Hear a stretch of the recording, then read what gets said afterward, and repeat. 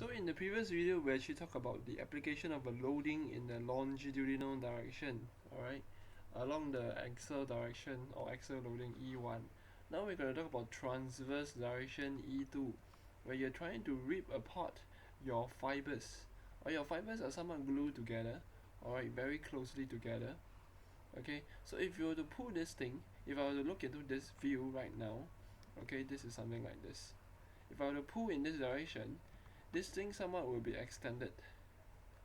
There will be some strain over here. Okay? Or if you have a matrix over here, then you will somewhat pull this matrix. Over here you will somewhat, kind of strain this a little bit also. If you were to pull this. I think you get what I mean. So therefore, currently this is the loading that we're talking about, the axial loading. The transverse loading. And therefore, if you were to look at in the comparison, this is the axial loading in the previous video. We are pulling in this direction. Okay, so now for your transverse loading, okay, we are pulling in this direction. Okay, while axial direction is here. Because this picture kind of confused me a little while compared to this one.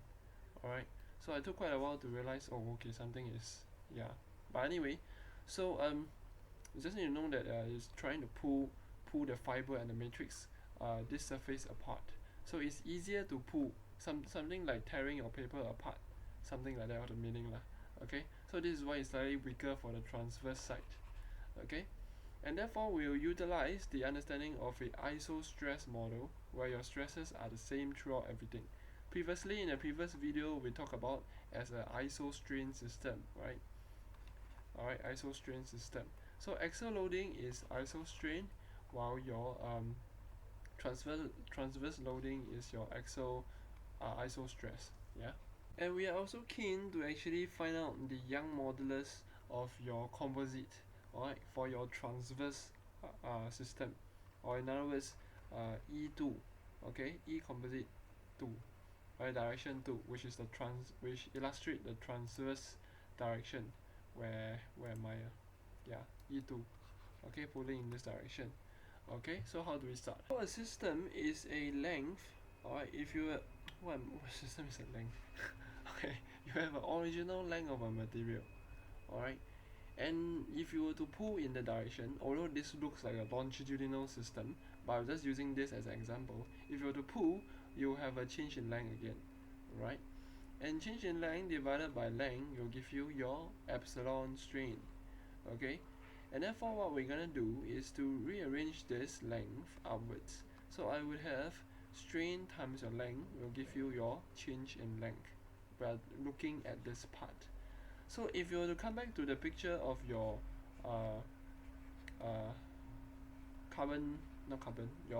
your fiber matrix system, okay, as you can see, alright, if you were to pull in this direction, alright, this is your transverse direction, alright, somewhat you are trying to pull them apart. Alright, so this is the matrix. Alright, so I'm looking at this view right now. Okay, so this where am I? This length, alright, is this length.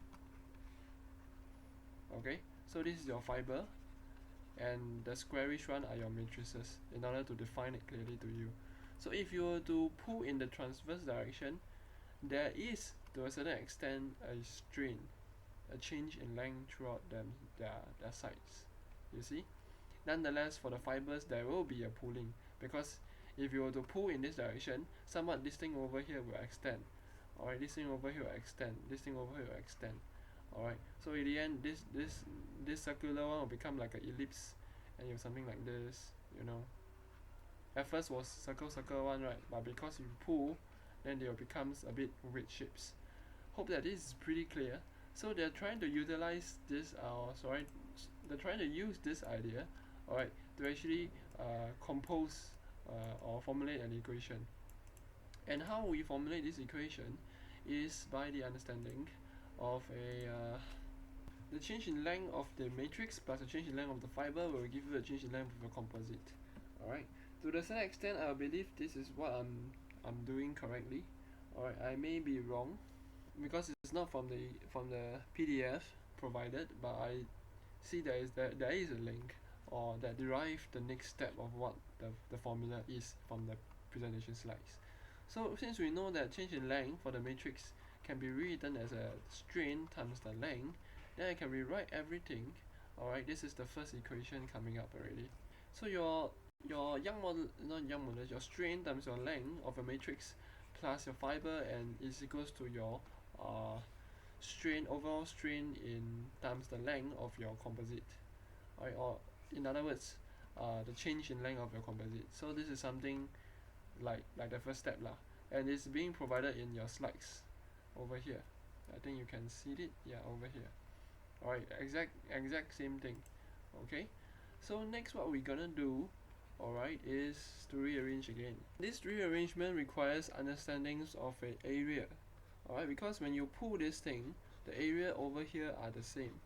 Okay, so if I were to go into looking in this view, alright, into this view, I will have this fibers, alright, and the matrix over here, right? And then the area, alright, the contact area contacting here is the same as the length of your fiber, same as over here and here. Roughly, somewhat, the explanation.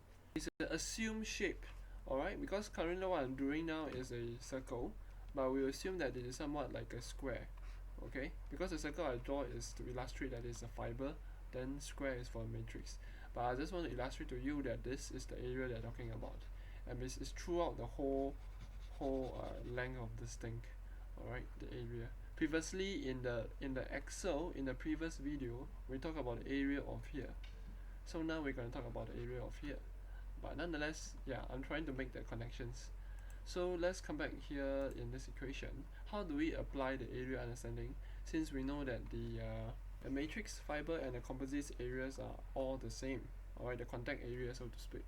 Just a warning, because currently what I'm going to do now is something different from what the lecture slides is doing, but I think it's a more easier to understand type of concept. Alright, easier to understand derivations. So what do I mean is that the length Lm, matrix of the length, alright, can be re-represented in terms of a V, the volume of the matrix, divided by area of the matrix. You will still get the length of the matrix. So therefore what I can do is to rewrite my Lm as equals to that form. Alright. So what I can rewrite my L as equals to volume of divided by area. Okay? And since we know that all the areas are the same, then AM, alright, can be rewrite as AC also. Right? So what I can do is simply to write AM and AL as AC. Then after that I can cancel each other. Okay? So your matrix of your area, your area of matrix, alright, is the same as the area of a composite as shown. So I just simply sub in as area of composite, area of length is area of composite also. So this implies that I will just cancel them each other. Okay, so what I would left off is this form. Okay, so this form, and we know after that is that we know that we have a Hooke's law. Okay, it's because you know that composite itself is only elastic. After elastic, you straight away break. Nothing much, you don't have any yielding.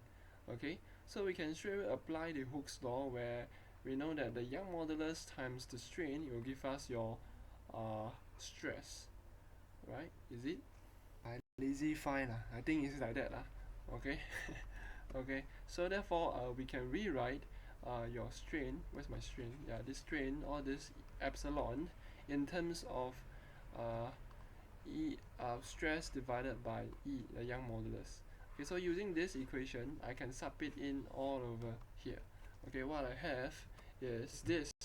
Okay, so your epsilon, your strain, can be rewritten as this form, same thing as for here. Alright, and the next assumption that we're coming in, previously we assumed that all the areas are the same. Alright, now we assume that all the stresses are the same. And you may wonder why. I believe this model is a model of a very highly estimated system. Alright, and it makes certain sense to a certain extent where you are applying the loading over here on a certain surface area. Alright, where this loading over here will eventually rip this apart. Okay, because to a certain extent, I think this is a model to model a small length. Alright, a small length. So to speak is that the loading itself will be somewhat the same. For example, the loading on this cross section is the same as this cross section. Okay, although you know that because of this maybe some arbitrary length node, alright, the loading over at this surface is different from this surface. But I will assume that this is the assumption that we take, is that all the surface over here, alright, experience the same loading as the first layer of it. Okay, I repeat again, all the layers within different sections, alright, are the same. Are the same. Okay, so this is a very bold estimate in order to ensure that the stresses acting on the surfaces are the same. Alright, because same area, alright, and same stresses, this means that you're talking about same loading also. Alright, because force pressure over area will give you your stress. So if area is the same, which is what we have done just now, and the stress, which is what we are assuming now, this would imply that the loading is the same throughout all the section, the fibers and the matrix all the same. So you assume that the loading is the same throughout all the sectional system. Okay, and just to take note that we are actually pulling in this direction. Okay, so each of this interface will experience different forces, but we assume that they're all the same, experiencing the same loading, so to speak. Alright, hopefully this is pretty clear. Yeah, so since we know this understanding, we say that the stress of the matrix and the fiber and the composites are somewhat the same. Okay, and in fact this is the correct one, but the explanations may be a bit wrong, but at least something. Okay, so after which, since we know that the stress M matrix is the same as the composite, then we can rewrite this as C. Okay, so this is what I'm trying to rewrite now. Okay, yeah? Okay, and therefore I can cancel them each other because they are all the same. Alright, and then you can try mathematically cancelling, is just math. Alright, you just bring down this sigma C, and then you can cancel them each other already. Alright, what I left with is this. Okay, and next, since we know that the volume of the composite is comprised only of the matrix and the fiber, then might as well we know that this composite, the ratio, is equals to 1. We will assume that VC is equals to 1, which is the same as the previous video. We assume, not assume, but whatever, we make it easily simplify the equation such that the VC, the composite of the volume of the composite, is equals to 1. So if let's say the matrix is 40% of the volume, then 60% of the volume for the fiber is 60%. Alright, so in altogether is 100%, which is equals to 1. Alright, so this is like 0.6, this is 0.4. I hope you understand what I mean.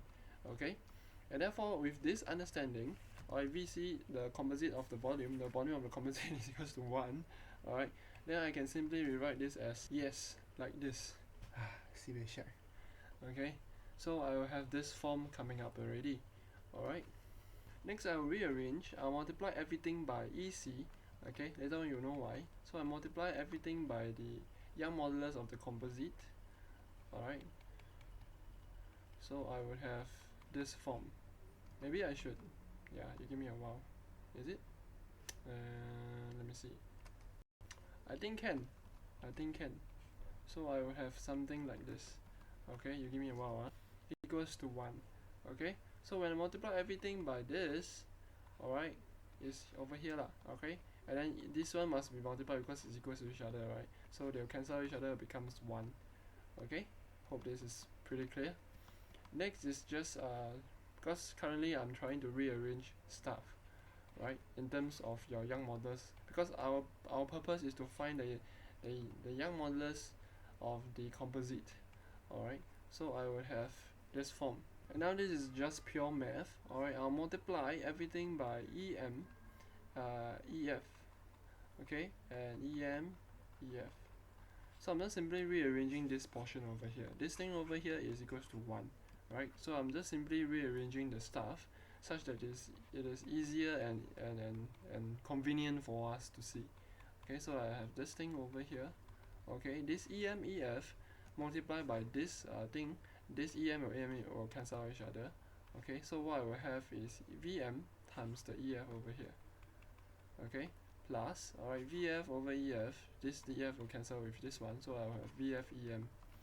Okay, and there you go. But not least, alright, normally we were given the volume of the fiber. Okay, so it is more convenient if you could rewrite the matrix of the volume, or sorry, the volume of the matrix, alright, in terms of the volume of the fiber. Okay, so since we know that VM plus VF, volume of the matrix plus the volume of fiber, will give us equals to volume of the composite equals to 1. Alright, then we know that VM is equals to 1 minus VF, right? Because I'm just simply moving this to the other side to replace my VM in terms of VF. Okay, I hope that this is pretty clear. It's the same thing as what we've done in the previous video, or in the last video. And therefore what we have is this thing.